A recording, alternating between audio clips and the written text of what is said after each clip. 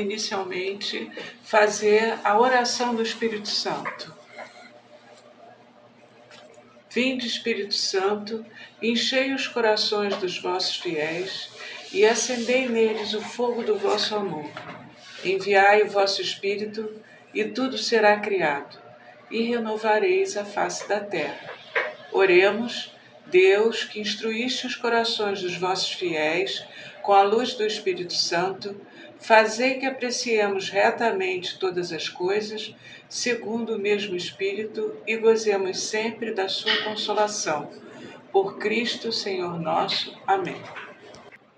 Crer na comunhão dos santos é um desdobramento da profissão de fé no Espírito Santo e da afirmação de fé no artigo do credo anterior, quando dissemos creio na Santa Igreja Católica. O termo comunhão remete antes de tudo à comunidade eucarística, que une, sob a concepção do corpo do Senhor, as igrejas dispersas no mundo inteiro, numa única igreja. A igreja é a assembleia de todos os santos, isto é, dos que foram santificados pelo batismo no Espírito Santo. A palavra comunhão normalmente se aplica à Eucaristia, quando se diz, por exemplo, vou tomar a comunhão. Entretanto, o mesmo termo poderia ser usado para todos os sacramentos, na medida em que nos unem a Deus e fazem acontecer uma comunhão sempre mais íntima e estreita com Deus e com todos os irmãos. A palavra comunhão é formada pela junção de duas outras palavras, comum e união. Isso significa que, no seu sentido mais profundo, comunhão representa a união daquilo que é comum entre as pessoas, como ideias, sentimentos ou objetivos. É um termo que expressa um vínculo coletivo, uma partilha que vai além do individual. Na igreja primitiva, havia uma clara compreensão desse conceito. Diversas passagens dos Atos dos Apóstolos nos contam que os cristãos colocavam tudo em comum. Ouçamos Atos, capítulo 4, versículos de 32 a 35. A multidão dos fiéis era um só coração e uma só alma. Ninguém dizia que eram suas as coisas que possuía, mas tudo entre eles era comum. Com grande coragem, os apóstolos davam testemunho da ressurreição do Senhor Jesus. Em todos eles era grande a graça. Nem havia entre eles nenhum necessitado, porque todos os que possuíam terras ou casas vendiam-nas e traziam o preço do que tinham vendido e depositavam-no aos pés dos apóstolos. Repartia-se então a cada um deles conforme a sua necessidade. Eles tinham a consciência de que na igreja todos os dons pertencem ao Senhor. O cristão é apenas um administrador desses bens, que são sempre do Senhor, mas estão a serviço de todos e à disposição, principalmente, daqueles que mais necessitam. Nesse sentido, São Paulo chega a dizer que ninguém vive e morre para si mesmo. Se um membro sofre, todos os membros compartilham do seu sofrimento. E se um membro é honrado, todos os membros compartilham da sua alegria. Ouçamos 1 Coríntios capítulo 12, versículos de 26 a 27. Se um membro sofre, todos os membros padecem com ele. E se um membro é tratado com carinho, todos os outros se congratulam por ele. Ora, vós sois o corpo de Cristo, e cada um de sua parte é um dos seus membros. A partir da compreensão de que todos fomos santificados por Jesus Cristo ressuscitado, o Novo Testamento atribui a palavra santos a todos os cristãos. O cristão não é santo por seus méritos, mas pela obra santificadora de Jesus Cristo e pelo Espírito Santo que habita em nós. Portanto, quando dissemos creio na comunhão dos santos, estamos afirmando crer na comunhão e na íntima unidade que existe, antes de tudo, entre todos os cristãos santificados por Jesus e que receberam os mesmos sacramentos, que sempre mais nos santificam. Ouçamos o que nos diz São Paulo em 1 Coríntios, capítulo 6, versículos de 1 a 2. Quando algum de vós tem litígio contra outro, como é que se atreve a pedir justiça perante os injustos, em vez de recorrer aos irmãos? Não sabeis que os santos julgarão o mundo? E se o mundo há de ser julgado por vós, seríeis indignos de julgar os processos de mínima importância. Cremos na comunhão de todos os fiéis em Cristo, dos que são peregrinos na terra, dos falecidos que estão terminando a sua purificação e dos bem-aventurados no céu, formando todos juntos uma só igreja, e cremos que nesta comunhão o amor misericordioso de Deus e de seus santos está sempre à escuta de nossas orações. O termo comunhão dos santos comporta ainda dois significados interligados: a comunhão entre as pessoas santas, como vimos anteriormente, e a comunhão nas coisas santas, em especial a comunhão dos bens espirituais. A comunhão na fé, recebida dos apóstolos, é um bem que se enriquece ao ser compartilhado.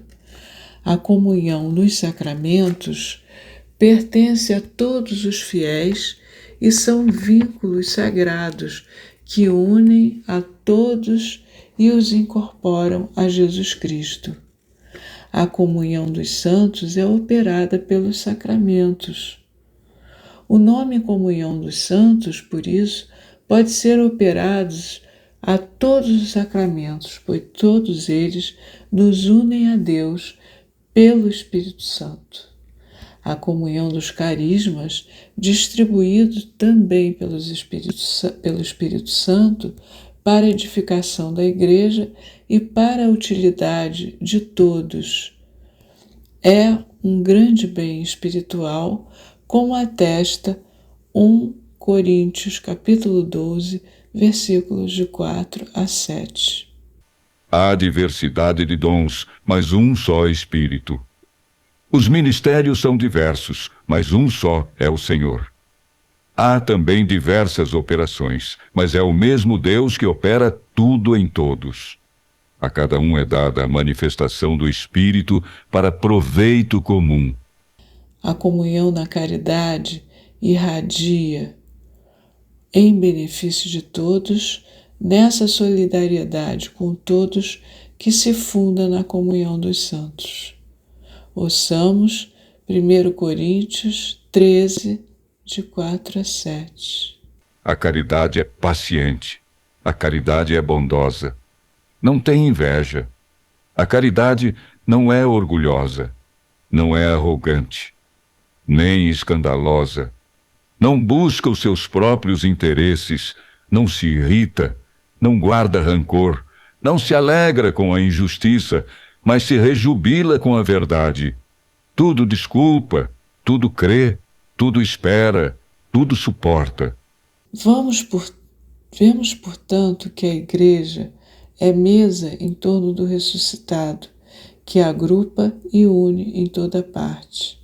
As pessoas são unidas e santificadas pelo dom único e santo de Deus. A comunhão entre todos os membros de Cristo não poderia ser rompida pela morte que Cristo venceu pela ressurreição. A Igreja, que é o corpo místico de Cristo, está unida a Ele de forma profunda e espiritual. Ela é composta por 3 dimensões.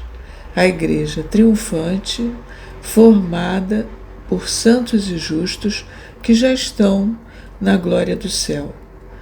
A Igreja padecente, que é constituída pelos que estão passando pelo processo de purificação, ou seja, no purgatório. E a Igreja militante, composta por nós, fiéis que estamos nesse mundo de Deus, lutando contra o pecado e buscando a santidade. Na comunhão dos santos, todos os membros dessas 3 dimensões estão espiritualmente unidos. Assim, os fiéis da Igreja militante podem e devem rezar em favor das almas da Igreja padecente, oferecendo orações, sacrifícios e obras para que alcancem mais rapidamente a visão beatífica. Trata-se de um vínculo de amor e de intercessão que une toda a Igreja em Cristo. A doutrina da Igreja afirma com muita clareza que na comunhão dos santos todos estão unidos e que o amor misterioso de Deus e seus santos está sempre à escuta de nossas orações. Encontramos em um relato de Macabeus um exemplo disso. Em um relato sobre campanhas militares de Judas Macabeu e suas ações em relação aos seus mortos em batalha. Ouçamos 2 Macabeus, capítulo 12, versículos de 43 a 46. Em seguida, organizou uma coleta, enviando a Jerusalém cerca de 10.000 dracmas para que se oferecesse um sacrifício pelos pecados. Belo e santo modo de agir, decorrente de sua crença na ressurreição. Pois, se ele não julgasse que os mortos ressuscitariam, teria sido vão e supérfluo rezar por eles. Mas, se ele acreditava que uma belíssima recompensa aguarda os que morrem piedosamente, era esse um bom e religioso pensamento. Eis porque ele pediu um sacrifício expiatório para que os mortos fossem livres de suas faltas. No trecho que acabamos de ouvir, Judas Macabeu demonstra a prática da oração pelos mortos e oferece um sacrifício por eles com base na ressurreição. Ao fazer a coleta entre os seus soldados para enviar a Jerusalém, ele agiu tendo em vista a ressurreição dos mortos. Caso contrário, seria inútil rezar pelos falecidos. Assim, o sacrifício foi feito para que aqueles soldados mortos fossem livres do pecado. Canonizar certos fiéis é proclamar solenemente que esses fiéis praticaram virtudes e viveram na fidelidade a Deus e à Igreja. O Papa assim os reconhece como modelos de santidade e intercessores, podendo serem venerados por todos os fiéis. Santos e santas sempre foram fonte de renovação na história da Igreja. É verdade que a Igreja exige um longo e complicado processo para declarar publicamente a santidade de alguém, isto é, para beatificar ou canonizar alguém que viveu entre nós e que foi comprovadamente modelo de santidade. Sem dúvida, trata-se de uma decisão de muita responsabilidade.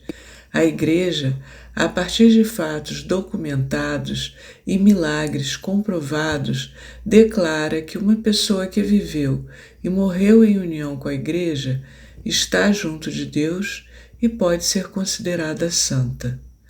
Nesse momento se faz a beatificação e depois de mais um tempo, com mais sinais e milagres acontecidos, por intermédio desse beato, a Igreja então celebra a sua canonização. Passa a ser chamado oficialmente de santo ou santa. Esse processo se desenvolve ao longo de 3 etapas.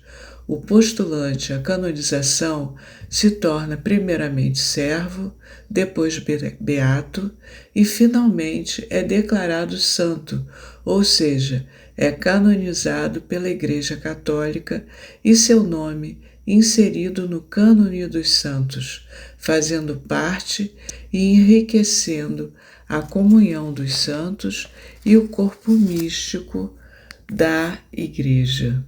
O símbolo dos apóstolos correlaciona a fé no perdão dos pecados com a fé no Espírito Santo, na Igreja e na comunhão dos santos. Durante sua vida pública, Jesus não só perdoou os pecados, mas também manifestou o efeito desse perdão. Reintegrou os pecadores na comunidade do povo de Deus, do qual o pecado os havia afastado ou até excluído.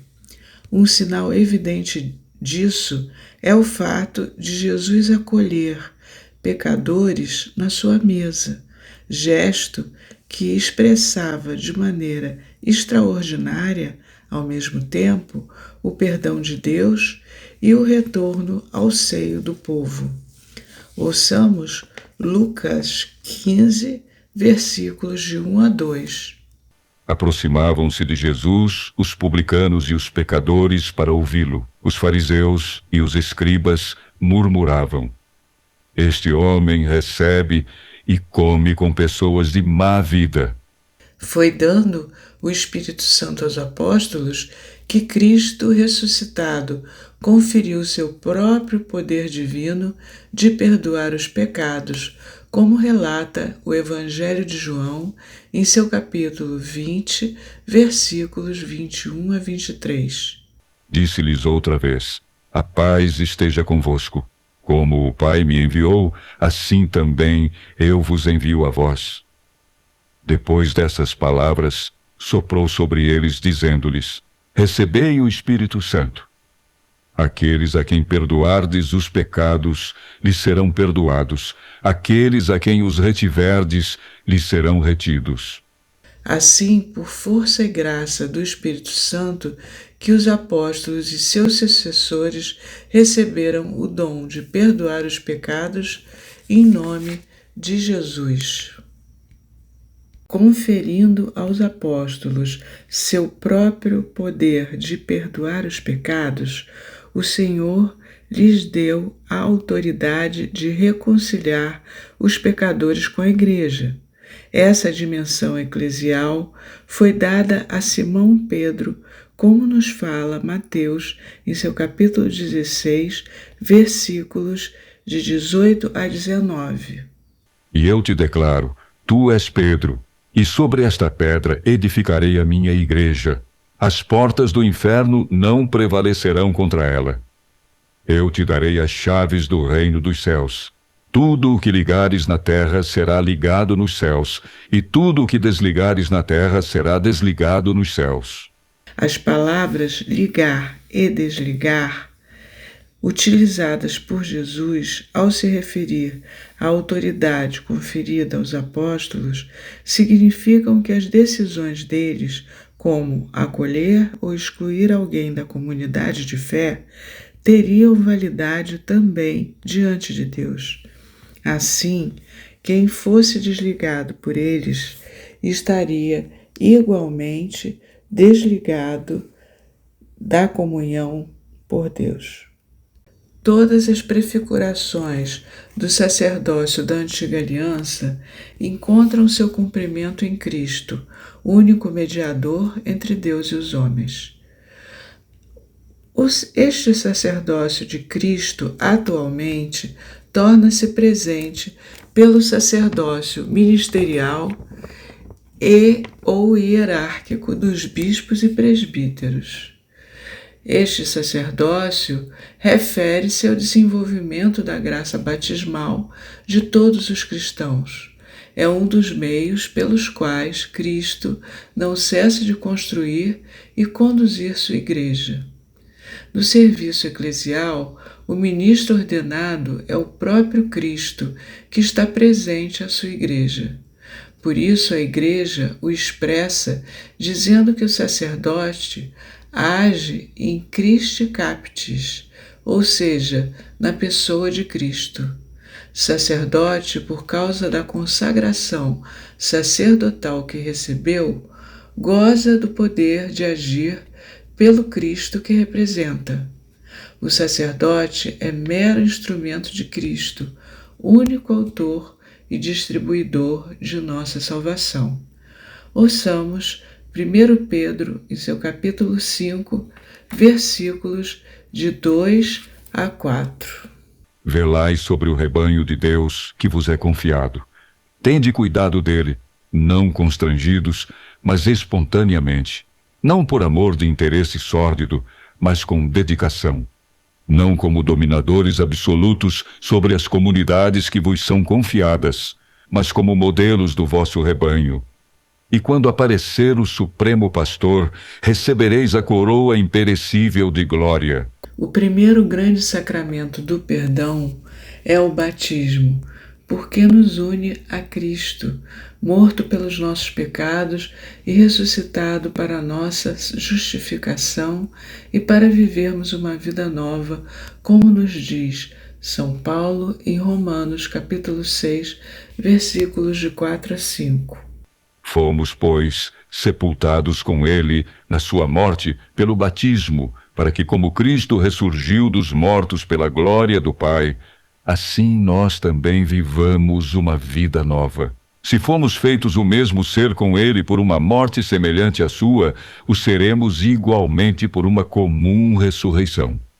No momento em que recebemos o batismo, que nos purifica, o perdão que recebemos é tão pleno e completo que não nos resta nada a pagar, seja do pecado original, seja dos pecados cometidos por nossa própria vontade. Jesus, que conhecia os homens, sabia de suas fraquezas e limitações. Com as diferentes inclinações para o mal, sabia que mesmo depois do batismo, o pecado voltaria a aparecer. Por isso, deixou para a Igreja o poder de perdoar os pecados. Assim, todo batizado pode ser reconciliado com Deus pelo sacramento da penitência. Na celebração deste sacramento, o sacerdote é mero instrumento de Cristo. Por isso se fala em sacramento do perdão ou da reconciliação. O sacramento da penitência é necessário para aqueles que pecaram depois do batismo. O pecado acontece cada vez que nos posicionamos como autossuficientes diante de Deus. Em última análise, é um ato de orgulho e vaidade. Pela vontade de Cristo, a Igreja possui o poder de perdoar os pecados através do sacramento da penitência. Se cremos na remissão dos pecados, nos colocamos em sintonia com a Igreja que nos apresenta os sacramentos do batismo, da penitência e da unção dos enfermos. A unção dos enfermos está à disposição de todos os enfermos, com a finalidade de ajudar na recuperação do doente, dando-lhe a força e a graça de Deus, e também confere o perdão total de todos os pecados. Ouçamos 2 Coríntios 5, de 18, versículos 18 a 20. Tudo isso vem de Deus, que nos reconciliou consigo por Cristo e nos confiou o ministério dessa reconciliação. Porque é Deus que, em Cristo, reconciliava consigo o mundo, não levando mais em conta os pecados dos homens, e pôs em nossos lábios a mensagem da reconciliação. Portanto, desempenhamos o encargo de embaixadores em nome de Cristo, e é Deus mesmo que exorta por nosso intermédio. Em nome de Cristo vos rogamos, reconciliai-vos com Deus. A seguir, estamos à disposição para esclarecer dúvidas e receber comentários sobre o que foi apresentado.